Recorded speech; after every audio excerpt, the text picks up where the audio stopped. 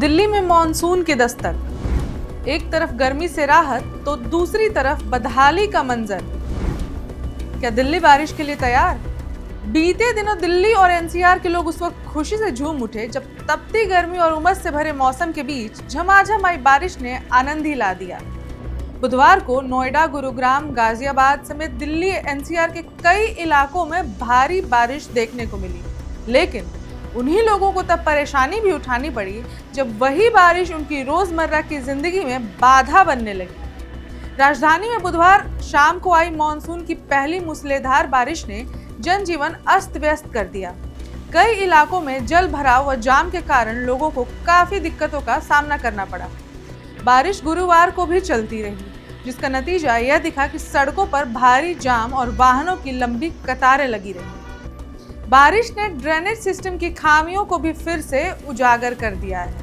ये सवाल भी उठने लगे हैं कि देश की राजधानी की बदहाली पर क्यों ध्यान नहीं दिया जाता? क्या मॉनसून आने की जानकारी पहले से नहीं थी? क्यों आखिर बारिश की तैयारी बारिश आने से पहले नहीं की गई? बारिश के बाद ये हालात रहे कि नालों और सीवरों के ओवरफ्लो होने की वजह से कई रिहायशी इलाकों के घरों में भी पानी भर गया। कुछ क्षेत्रों में बिजली आपूर्ति भी बाधित हुई। व्यस्त समय में दफ्तर से घर जा रहे लोग सुरक्षित जगहों पर रुककर बारिश के थमने का इंतजार करते दिखे।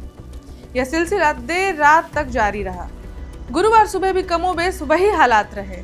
आसमान में काले बादल छाए रहे और साथ ही बारिश पड़ती रही। सुबह सुबह ऑफिस जाने वाले कर्मी बारिश से लगने वाली ट्रैफिक में लंबे फंसे रहे।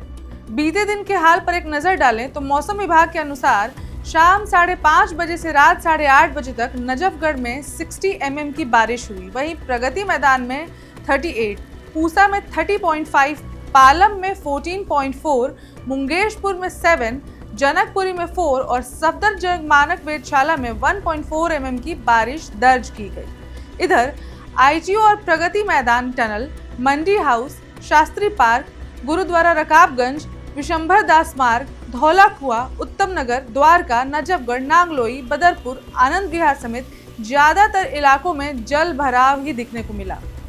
वहीं इसी बीच दिलशाद गार्डन से खबर आई कि इस दौरान 45 मिनटों तक 2 एम्बुलेंस जाम में फंसी रहीं। कई दिनों तक लोगों को गर्मी से बेहाल करने के बाद मॉनसून मेहरबान हुआ, लेकिन बदहाल भी मॉनसून ही कर गया। हालांकि इसी बीच इंडिया गेट पर घूमने आए पर्यटकों ने बारिश का आनंद भी उठाया।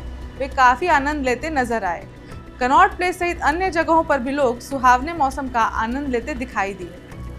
बुधवार को अधिकतम तापमान सामान्य से 1 डिग्री कम यानी 35.6 डिग्री सेल्सियस व न्यूनतम तापमान सामान्य से 1.5 डिग्री कम यानी 26.5 डिग्री सेल्सियस दर्ज किया गया।